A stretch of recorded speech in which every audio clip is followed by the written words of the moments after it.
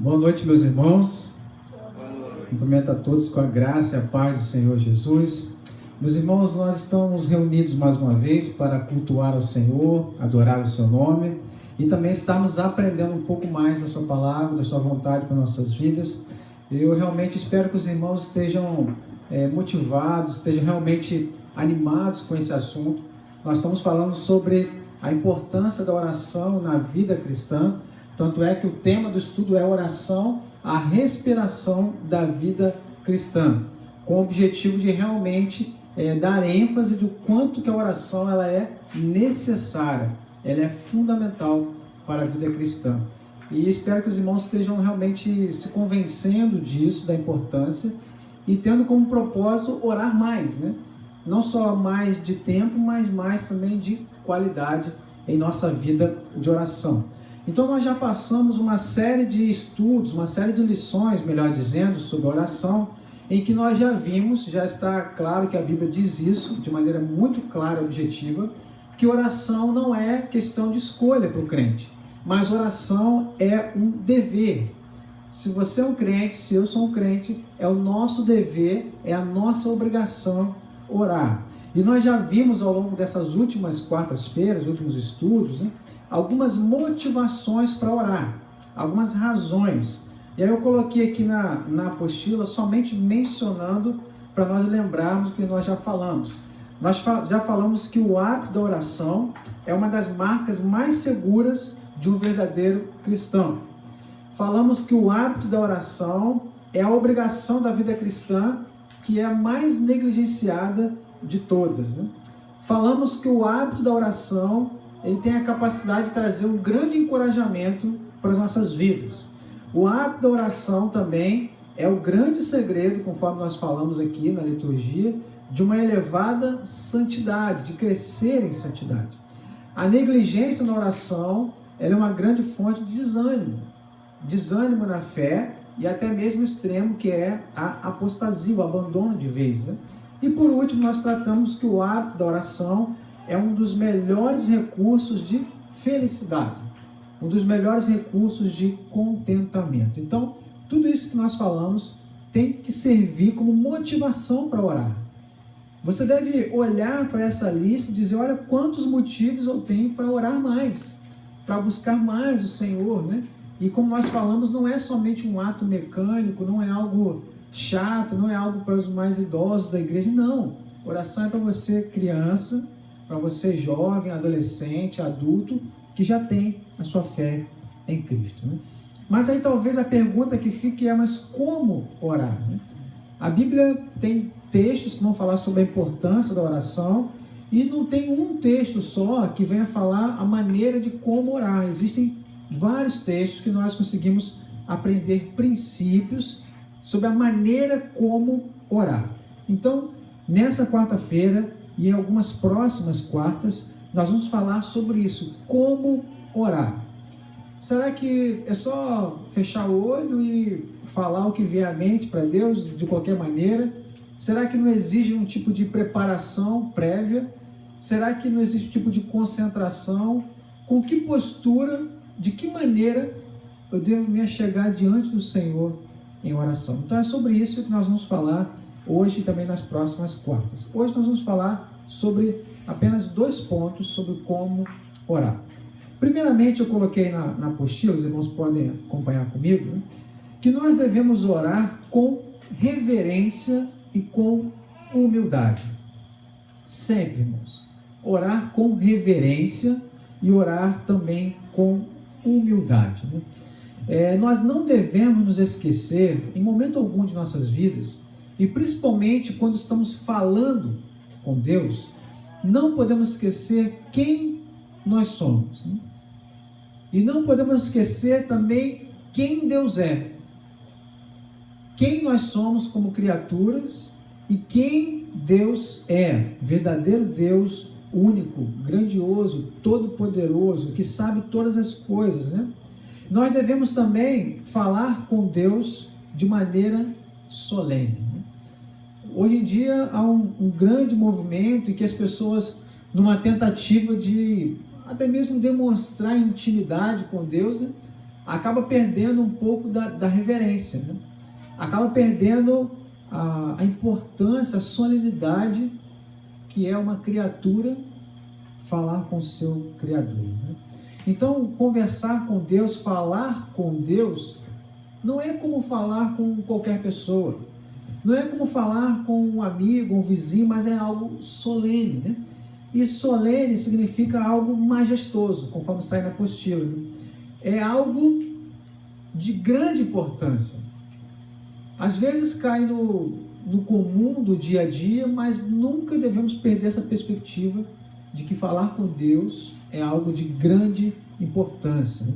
Então nós devemos tomar cuidado para não entrarmos na presença de Deus em oração de maneira apressada, de qualquer maneira, ou com negligência, ou de uma maneira assim descuidada, porque falar com Deus é um ato solene, que deve ser feito com reverência e com humildade, né?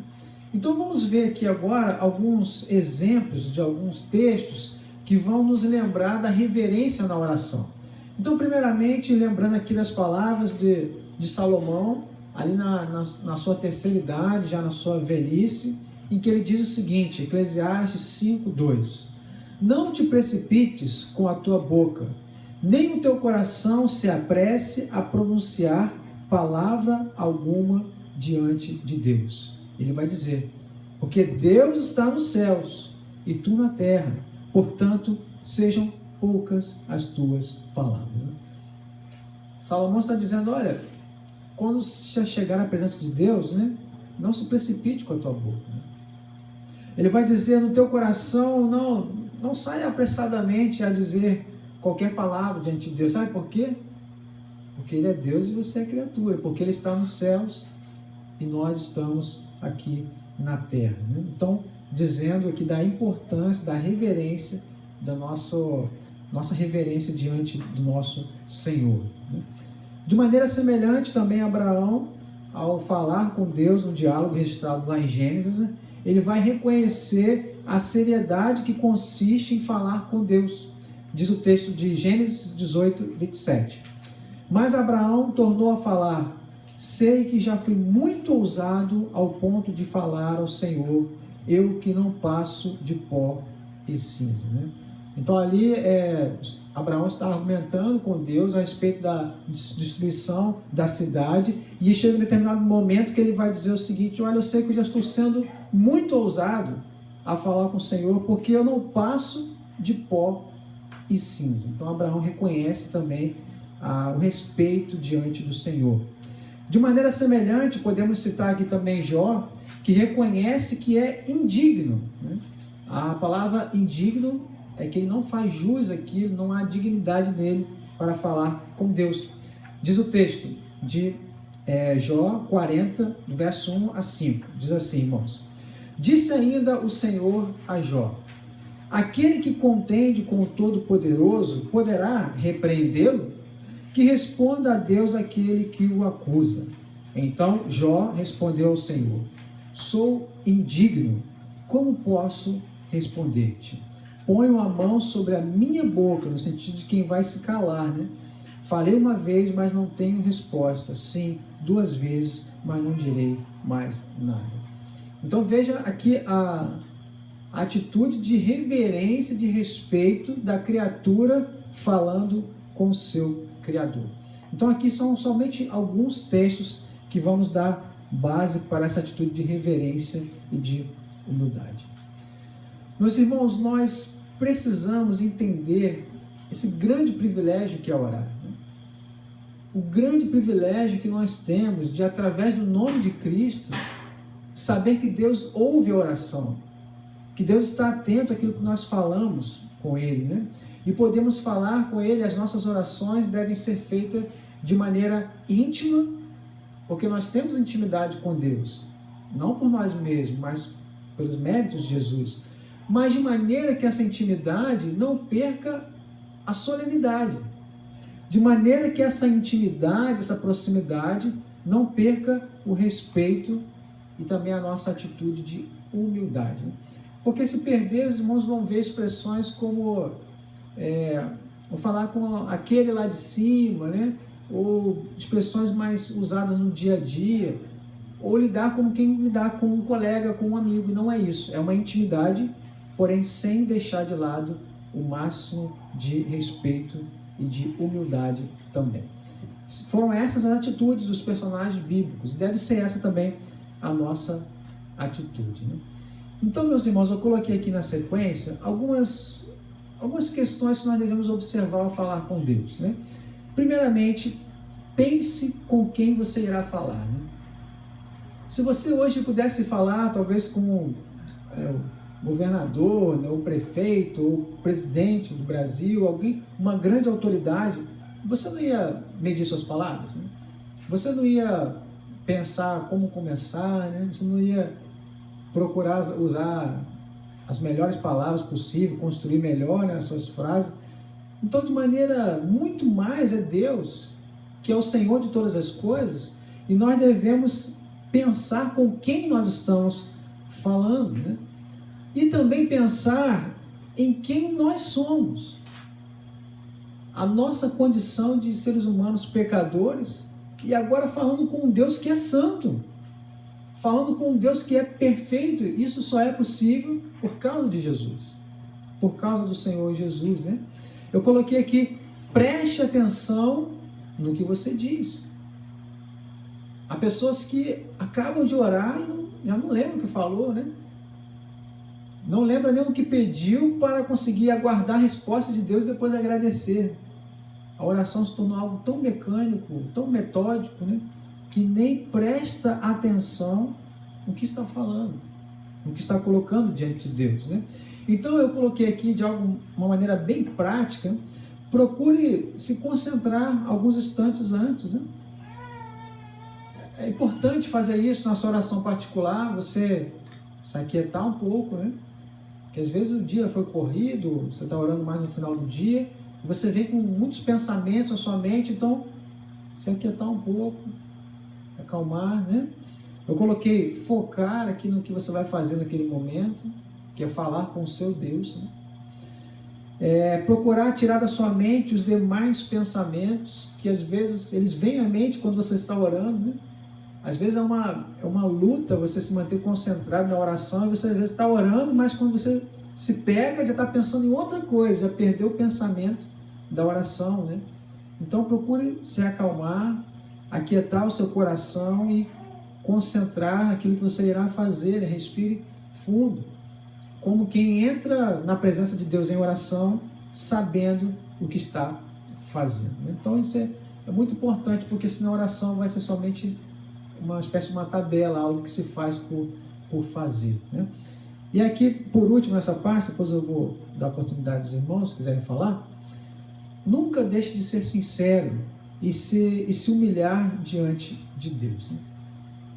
Irmãos, se tem alguém com quem nós podemos e devemos ser sinceros, é Deus. É ser sincero e nos humilharmos diante do Senhor. É isso que Deus espera de nós, né? O Salmo 51, verso 17, eu coloquei aqui na apostila, que vai dizer: sacrifícios agradáveis a Deus são o espírito quebrantado, coração compungido e contrito não desprezarás, ó Deus. Aqui o contexto do Salmo 51 vai dizer que Deus não se agrada do sangue em si, Deus não se agrada de um animal morto, né? Propriamente dito. É lógico que o sacrifício do Antigo Testamento apontava para o sacrifício eficaz, que era Cristo, né? Mas o prazer de Deus não está na morte de animais, né? O prazer de Deus está em um espírito quebrantado. O prazer de Deus está em um coração compungido e contrito. Diz aqui então que Deus não despreza quem age dessa maneira. Aí eu coloquei aqui a explicação abaixo, o que significa essas expressões, né? Espírito quebrantado e coração compungido e contrito. A ideia aqui dessas expressões é realmente um espírito despedaçado, né? É a ideia de um espírito esmagado de fato, alguém que está aflito pela sua real condição diante de um Deus santo. Isso Deus se agrada, irmãos. Quando você chega em oração, se humilhando diante dele, com o coração quebrantado, às vezes triste pelo seu pecado, né? Às vezes sofrendo diante de um momento, pedindo por socorro a Deus, né? Mas com sinceridade, mas se humilhando. E diz aqui que Deus não despreza a esse tipo de atitude, né? Deus não despreza a um espírito quebrantado, a um espírito esmagado, alguém que reconhece quem de fato ele é. Eu coloquei aqui, mas eu não citei o texto, mas está a referência de Lucas 18, verso 9 a 14, né? Que é a parábola ali daqueles dois homens que sobem para orar, né? O fariseu e o publicano, né? O fariseu, com a sua oração orgulhosa, soberba, ele vai dizer: Senhor, eu te dou graças porque eu dou o dízimo, né? Eu te dou graças porque eu ajudo o pobre. Senhor, eu te dou graças porque eu não sou como esse aqui do lado, né? Enquanto que o publicano vai dizer o texto que ele, de longe, né? Ele nem consegue olhar para o alto, mas olhando para baixo, ele bate no peito e diz: Senhor, tem compaixão de mim, pois eu sou pecador. Senhor, tem misericórdia, porque eu sou pecador. E vai dizer o texto que esse sim sai do seu momento de oração justificado, né? Porque Deus não despreza um espírito quebrantado, não despreza também um coração compungido e um coração apertado, um coração contrito, né? Então, meus irmãos, olha que lição preciosa sobre como orar. Nós aprendemos aqui que as nossas orações, elas têm que ser feitas com quebrantamento. As nossas orações têm que ser feitas com um espírito de humilhação de nossa parte e de pedido de socorro a Deus, porque Deus não despreza ao espírito que se humilha, ao espírito quebrantado, né? Então veja que orar é algo solene, é algo importante, e nós devemos fazer isso com o espírito quebrantado, com o máximo de reverência e com o máximo também de humildade. Bom, irmãos? Sobre esse primeiro ponto, alguém quer colocar algo, quer participar? Se tiver, pode ficar à vontade, tá bom? Também depois nós teremos oportunidade também mais ao final do estudo. Irmãos, agora vamos para o segundo ponto e o último, né? E aqui está algo muito simples, porém que nós esquecemos às vezes de colocar em nossas orações, né? A oração não deve ser somente palavras ditas ou pensamentos colocados diante de Deus, mas ela deve ser acompanhada de fé. Quando você ora, você coloca fé? Você ora com fé? Às vezes nós esquecemos disso. Veja o que vai dizer o texto de Hebreus 11, do verso 1 a 3, vai falar sobre a definição de fé, né? Nós conhecemos, mas vamos ler novamente. Diz: ora, a fé é a certeza de coisas que se esperam, a convicção de fatos que se não veem, pois pela fé os antigos obtiveram bom testemunho. Pela fé entendemos que foi o universo formado pela palavra de Deus, de maneira que o visível veio a existir das coisas que não aparecem. Então aqui está a clássica definição de fé, que vai dizer que é a certeza de coisas que se esperam, e também convicção de fatos que não se pode ver. Se nós formos avançar um pouco, não está na apostila, mas abra por favor sua Bíblia nesse texto, Hebreus 11, verso 6 agora. Vamos ver que interessante diz aqui o autor de Hebreus, falando sobre fé. Hebreus 11, verso 6. É, na verdade, continuação desse texto, né?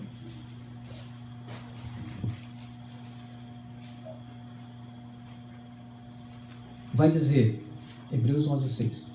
De fato, sem fé é impossível agradar a Deus, porquanto é necessário que aquele que se aproxima de Deus creia que Ele existe e que se torna galardoador dos que o buscam. Olha, irmãos, que interessante. Vai dizer aqui que é impossível alguém agradar a Deus se esse alguém não tem fé. E depois ele vai explicar porque é necessário que aquele que se aproxima de Deus creia que Ele existe, né? Aquele que fala com Deus, que se aproxima de Deus, tem que crer que Ele existe e que Ele é recompensador daqueles que o buscam. Deixa eu perguntar, alguém já viu Deus?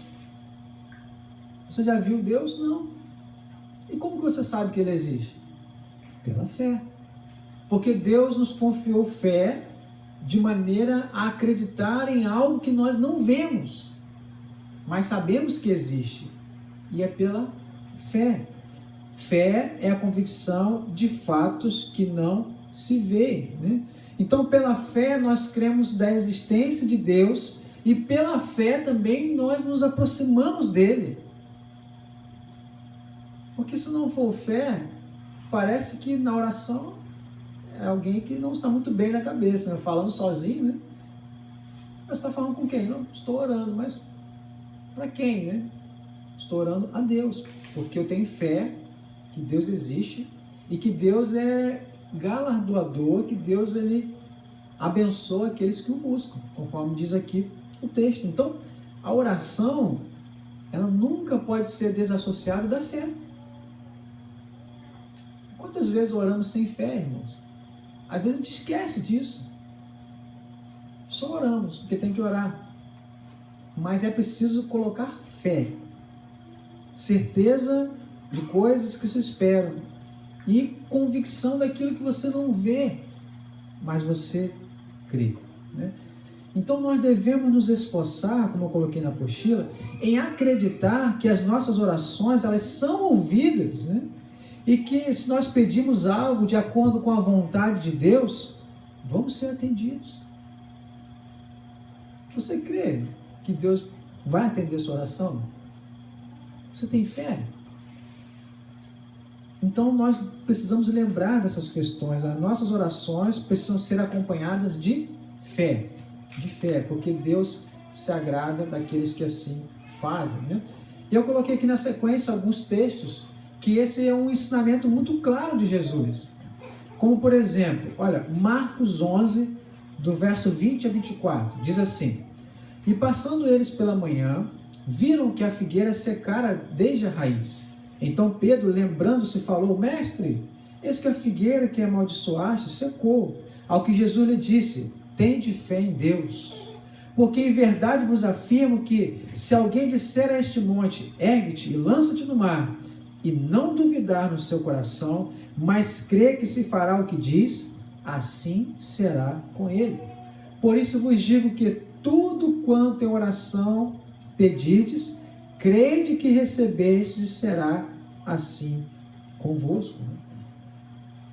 Olha, Jesus estimulando a prática da fé no ato de falar com Deus. Tende fé em Deus. Tudo que vocês pedirem, se vocês tiverem fé, vocês vão receber. Então veja que a fé deve fazer parte da nossa oração. Ainda o outro texto do Evangelho agora de Mateus. Mateus 7, do verso 7 a 11. Pedi e dar-se-vos-á. Buscai e achareis. Batei e abrir-se-vos-á.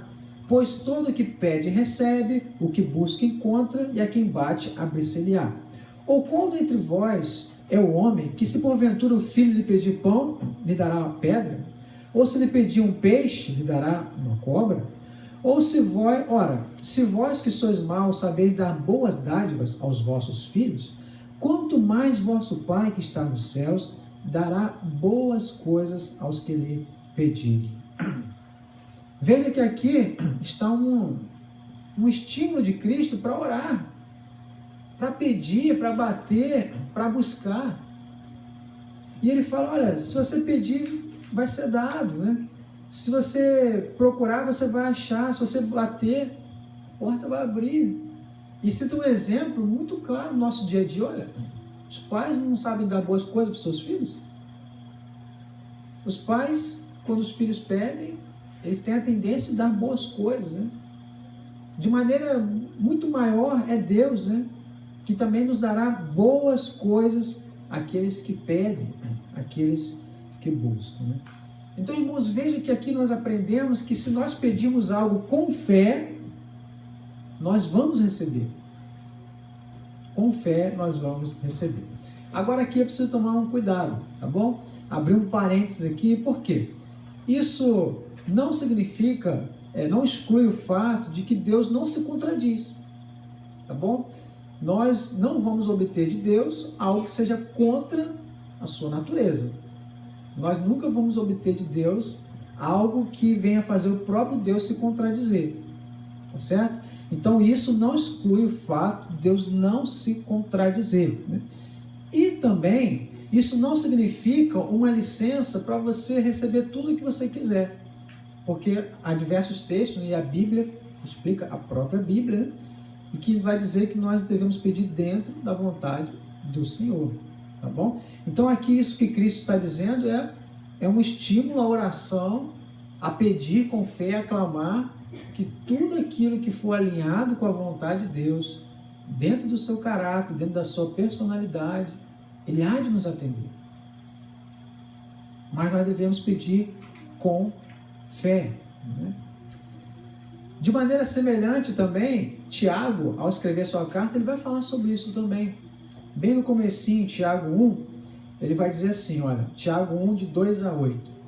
Meus irmãos, considerem motivo de grande alegria o fato de passarem por diversas provações, pois vocês sabem que a prova da sua fé produz perseverança, e a perseverança deve ter ação completa, a fim de que vocês sejam maduros e íntegros, sem lhes faltar coisa alguma.